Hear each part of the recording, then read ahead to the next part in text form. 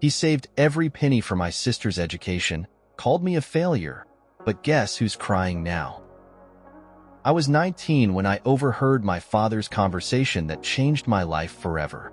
It was a chilly evening in our suburban Connecticut home, and I'd stopped outside his study to ask about dinner plans.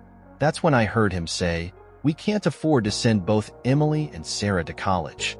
Emily's future in law school has to come first. Sarah can work at Jerry's Diner if she needs money."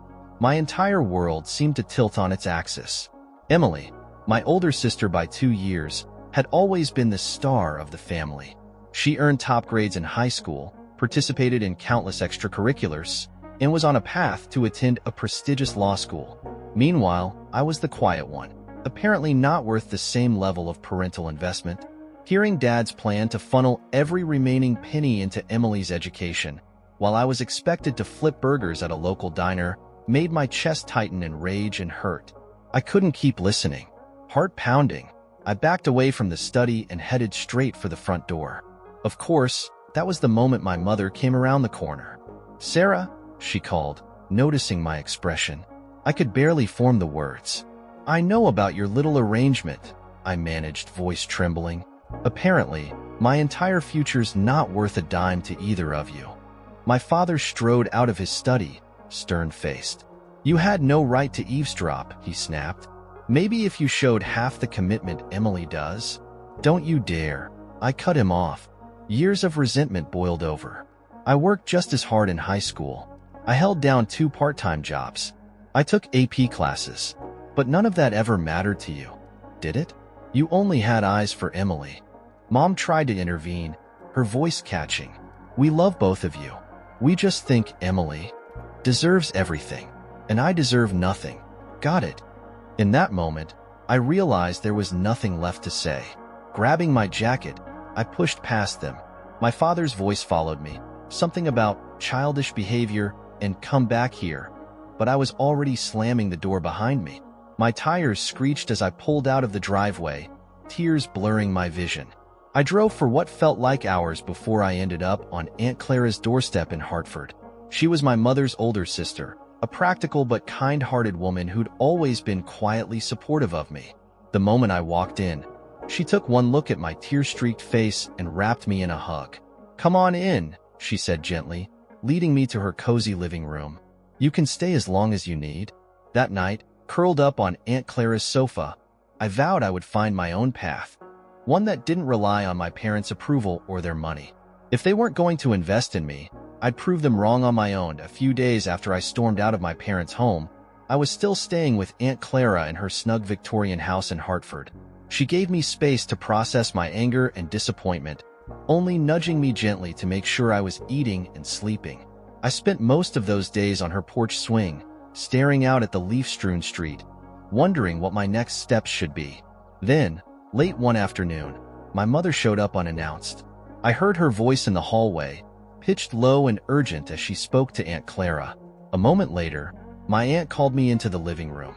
Mom was standing by the fireplace, twisting her hands together like she always did when she was nervous. "Sarah," she began, offering a tentative smile, "your father and I have been talking. We'd like you to come home. We can sort this out together. You need to be practical." I bristled at the word practical. Sorted out how, exactly? By sending Emily to law school while I work minimum wage shifts at Jerry's Diner? Sounds great. Mom's eyes flickered with guilt. "It's not like that.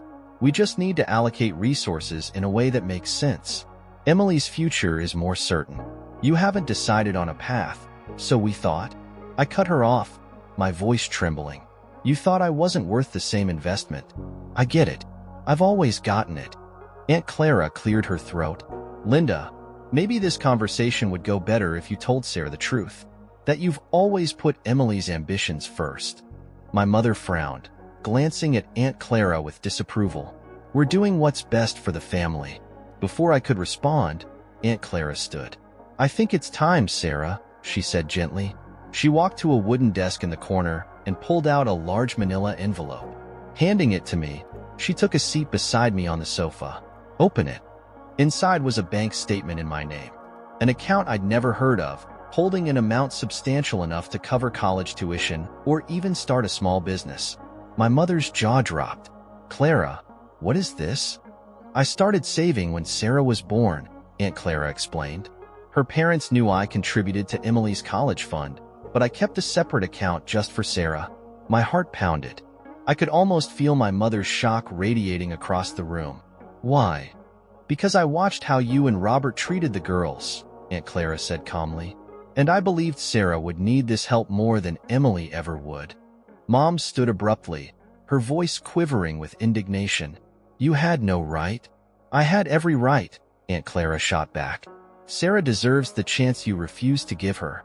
A surge of hope mixed with lingering anger coursed through me. I had options.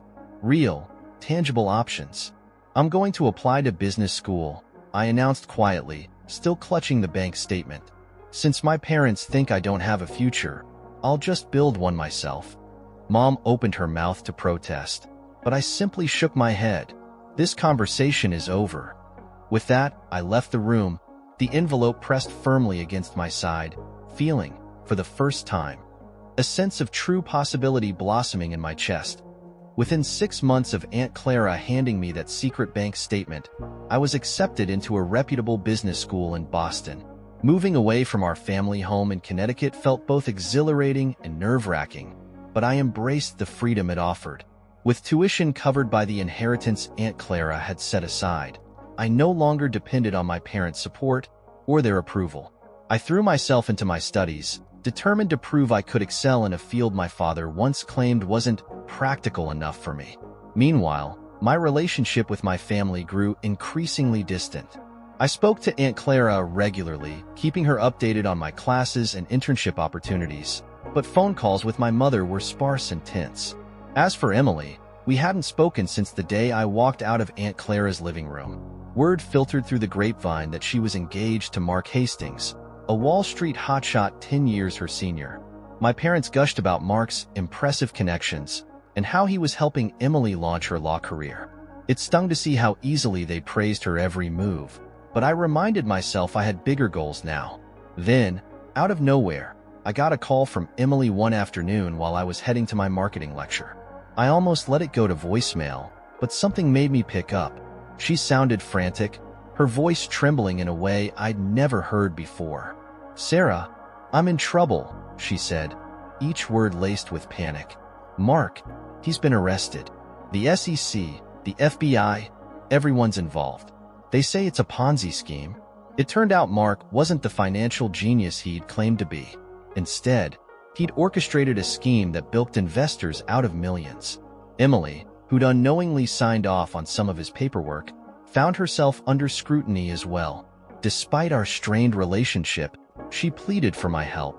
"How am I supposed to help you?" I asked, leaning against a hallway wall, books clutched to my chest. "You're studying business finance? You know how these investigations work," she said, her voice almost breaking. "The prosecutors think I was complicit, but I didn't know anything. If I could just talk to someone. Maybe you could come with me to the meetings, help me understand the documents." I felt a conflicted swell of emotions. Part of me wanted to slam the door shut. She never cared about me unless she needed something. But another part recognized that Emily was in over her head. If the charges were serious, she risked losing her entire future. Ultimately, I agreed to meet her, not out of sisterly devotion, but because I believed in justice. If Emily was guilty, she'd face the consequences. If she was truly ignorant of Mark's crimes, then she deserved a fair chance to clear her name. So, for the first time in months, I found myself face to face with the sister who used to overshadow every aspect of my life. As we prepared to meet with federal prosecutors, I realized just how drastically our roles had reversed, and how determined I was not to let her crisis derail my own hard-won progress. A month after Emily first reached out to me about Mark's legal troubles, I received an email that should have been a moment of celebration. I'd made the dean's list at my business school. Not only that, but my favorite professor recommended me for an exclusive mentorship program with a top consulting firm in Boston. It was the culmination of countless late nights studying, juggling coursework with an internship, and keeping up the volunteer work that rounded out my resume. I felt a surge of pride in what I'd achieved, all on my own. Yet, when I forwarded the news to my parents, hoping for even a small word of congratulations, the response was underwhelming at best. My mother replied with a terse, "That's nice, dear. Glad to know you're doing well." My father didn't respond at all. Instead, he sent a separate message about Emily's upcoming preliminary hearing, emphasizing how stressful everything was for her. It hurt more than I cared to admit. When I told Aunt Clara about making Dean's List, she practically threw a mini party in her kitchen, baking cookies and insisting we celebrate properly. In contrast, my parents' only focus seemed to be Emily's predicament. They forwarded me updates from her lawyer, newspaper clippings about Mark's Ponzi scheme, and even asked if I'd consider skipping my internship to come home and support the family through this crisis. Support the family, I repeated bitterly to Aunt Clara over the phone one evening. They really mean support Emily. Aunt Clara made a disapproving noise, but she didn't seem surprised. They've always believed Emily's future was the main priority, she remarked. They just never said it out loud until now. A week later, my parents insisted on having a family council meeting at a mid-range hotel conference room near our hometown in Connecticut. It felt strangely formal, but I agreed to attend, suspecting they had some grand plan to salvage Emily's reputation, and likely expected me to sacrifice my own opportunities in the process. The moment I walked in, I saw my father and mother seated at a long table with Emily beside them, her eyes rimmed in dark circles. "Sarah, good," Dad said briskly. "We need to talk strategy." He proceeded to outline how, if I postponed my mentorship program, I could stay local to assist with Emily's legal research and moral support. My mother chimed in, saying, "You'd be doing a great service to the family, and besides, your business school prospects will still be there later." I stared at them, dumbfounded. They genuinely expected me to halt my own momentum I'd fought for, just so I could cater to Emily's crisis. Meanwhile, not a single word was said about my recent achievements, not even a perfunctory congratulations. When I finally spoke, my voice trembled with a mixture of frustration and resolve. "I'm not giving up my mentorship," I said flatly. "I've worked too hard to get here. Emily has her own lawyer and resources. I've supported her emotionally, but I have a future to build as well." The silence that followed was deafening. For the first time, I saw a flicker of shock on Emily's face, like she was beginning to understand just how deeply our parents took my sacrifices for granted. A few weeks after the tense family council, I was back in Boston, fully engrossed in my mentorship program at a well-known consulting firm. My boss, Greg Sandoval, had taken a particular interest in my analytical work. He said my ability to break down complex financial scenarios was beyond your years. When he pulled me aside one morning and offered me a spot on his newest project, a deep dive assessment of an international tech startup, I almost couldn't believe it. It was the kind of opportunity that could catapult my resume into a different league entirely. Meanwhile, things weren't looking so rosy for Emily back home. Mark's legal case had dragged her name through the mud, damaging her prospects of finding a steady job in law. With the mounting fees from both her own lawyer and Mark's partial debts, she eventually lost her apartment. My parents couldn't cover her expenses anymore, either. My father's firm was under scrutiny due to his tangential connection to Mark. With nowhere else to turn, Emily ended up taking a waitressing job at Tommy's Diner, the same small-town establishment my parents once suggested would be perfect for me. The irony was painful, even for me. When Aunt Clara first told me about Emily's new situation, I was torn. Part of me felt a grim satisfaction. My sister was finally getting a taste of what it was like to struggle. Yet I couldn't help but recall her tear-stained face during our last meeting in that hotel conference room. She looked genuinely terrified, like the rug had been pulled out from under her. Still, my sympathy had limits. I had no intention of pausing my mentorship program to rush home and rescue her, no matter how much my parents' guilt tripped me. While Emily was juggling orders and cleaning tables, I was knee-deep in spreadsheets and investor calls, learning more in a week than I had in entire semesters of business school. Greg noticed my diligence and began inviting me to higher-level meetings, where I rubbed shoulders with industry leaders. It was a whirlwind, exhausting yet exhilarating. On Friday afternoon, just as I was leaving the office, Greg approached with an offer to transition from intern status to a full-time associate consultant once I graduated. "We'd like to keep you on the team," he said, handing me a formal letter. "You've proven yourself." My heart pounded as I read over the starting salary and the potential career path it outlined. It was more than I'd ever hoped for. An open door into a world of real influence and success. That night, as I walked through the city streets, the neon reflections of skyscrapers shimmering in puddles, I felt a pang of bittersweet relief. I was living the life my parents never believed I could achieve. Meanwhile, Emily was stuck in the exact position they once said I was destined for. In a single turn of fate, our roles had reversed completely. And as unsettling as it sometimes felt, I couldn't help but think, maybe this was exactly the wake-up call Emily needed, and the break I'd been waiting for all along. The news came on a rainy Tuesday morning. Aunt Clara had passed away in her sleep. I was still in Boston, going through my usual work routine, when my phone lit up with a call from my mother. An event in itself, since we barely spoke unless Emily's situation demanded it. Her voice was hollow as she delivered the news. Despite my anger toward my parents, Aunt Clara had been a pillar of support for me, so I packed a bag that same evening and caught the next train back to Connecticut. Walking into Aunt Clara's old Victorian home without her warm greeting felt wrong. The place seemed empty in a way it never had before. My parents were already there, trying to act somber while rummaging through her belongings. Emily, I learned, had arrived shortly before me, looking exhausted in her diner uniform. She appeared anxious, as though waiting for something inevitable to drop. It didn't take long to realize Aunt Clara had left some documents in a locked drawer of her roll-top desk, documents that exposed a far more sinister truth than I could have imagined.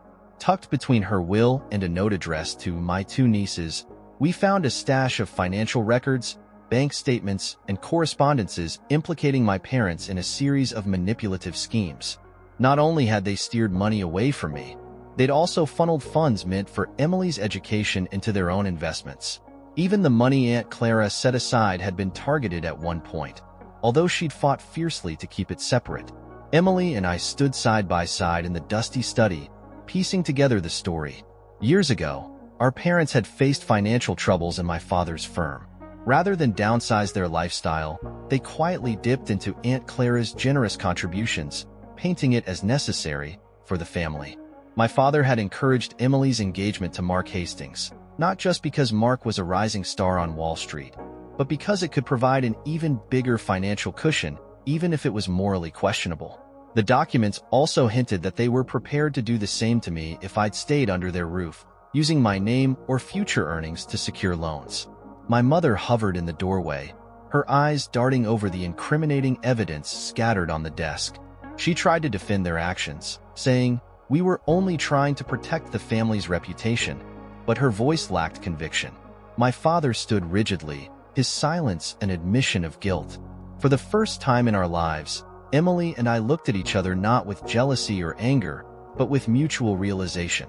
We had both been pawns, her overshadowed by the expectation to maintain perfection, and me dismissed as second best. As we flipped through more documents, the gravity of Aunt Clara's sacrifice became clear. She had fought behind the scenes to shield us from our parents' manipulations, gathering proof in the hope we could one day free ourselves. By the time we finished, Emily and I were shaken yet strangely united. Our parents had spun us in circles for years, but Aunt Clara's final act had let us see the truth. Now, it was up to us to decide what to do with that truth, and whether to stand together against the very people who had orchestrated our lives.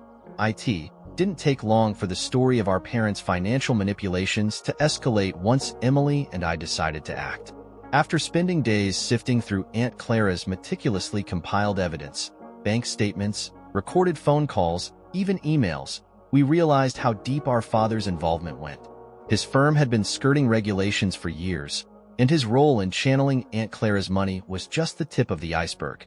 In a move that felt surreal, we arranged a formal meeting at the downtown offices of Greg Sandoval, my mentor and boss, so we could confront our parents with the help of legal counsel. Greg had offered to facilitate because he believed in transparency, and he knew some of the attorneys who could advise us.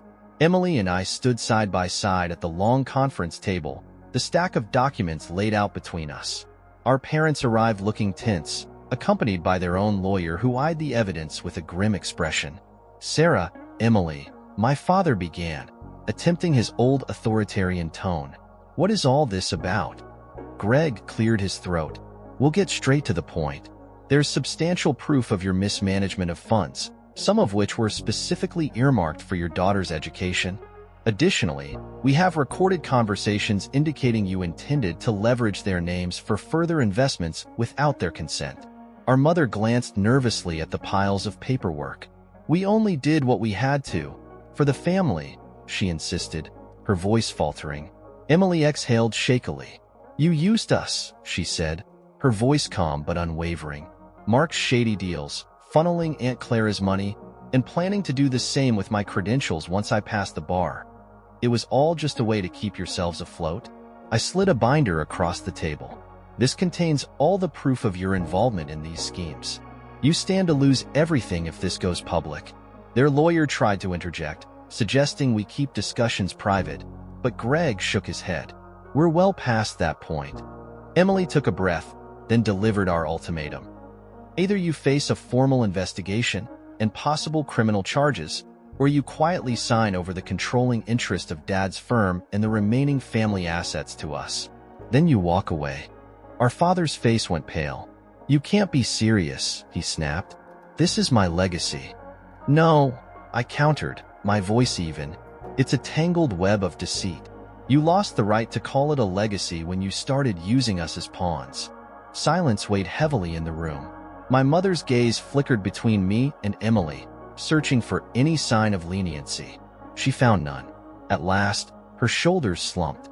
"Robert," she said to my father, "we have no choice."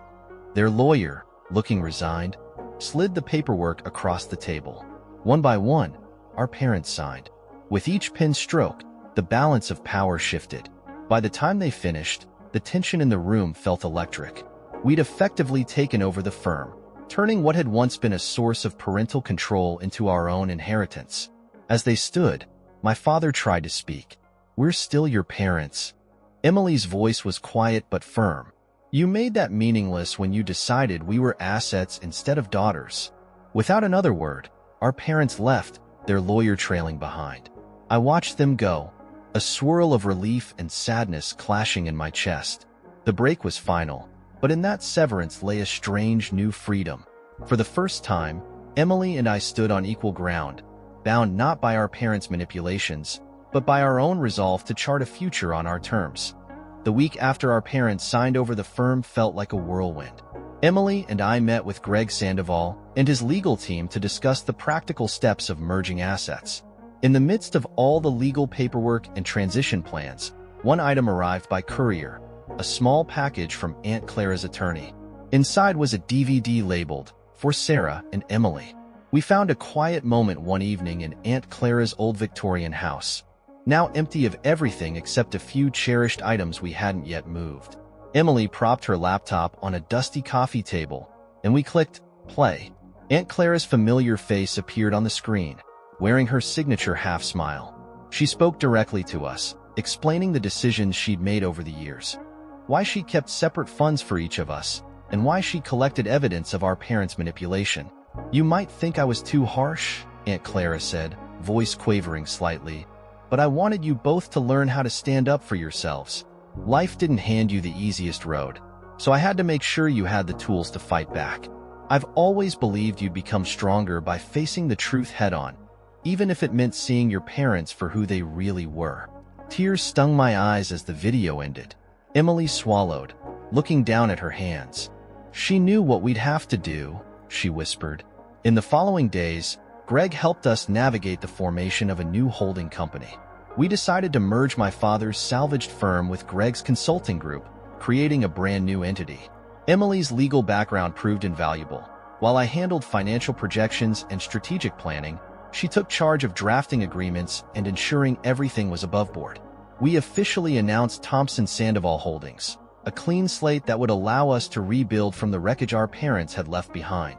Before leaving Connecticut for good, Emily and I made one final trip to Aunt Clara's house. We'd sold most of the furniture and were finalizing the sale of the property, but there were still a few personal treasures: her antique lamp, the hand-stitched quilt she used to wrap us in when we were kids, and that old roll-top desk where we discovered the damning evidence. Walking through the echoing rooms, I felt a pang of nostalgia. This house had been both a refuge and a place of revelation. As we loaded the last box into Emily's trunk, she turned to me. "Ready?" she asked. For a moment, I looked back at the empty doorway. Then, wordlessly, we got into our cars and drove off, leaving Aunt Clara's porch light dark for the first time in decades. On the road back to Boston, I realized something crucial about revenge. It wasn't about destroying our parents. It was about building a life they never believed I could have. Every success I achieved from here on out, alongside Emily, would serve as living proof that we had risen above our history of neglect and manipulation. We weren't tearing the family down. We were forging our own future. And that, more than any confrontation or legal battle, felt like the real victory Aunt Clara always wanted for us.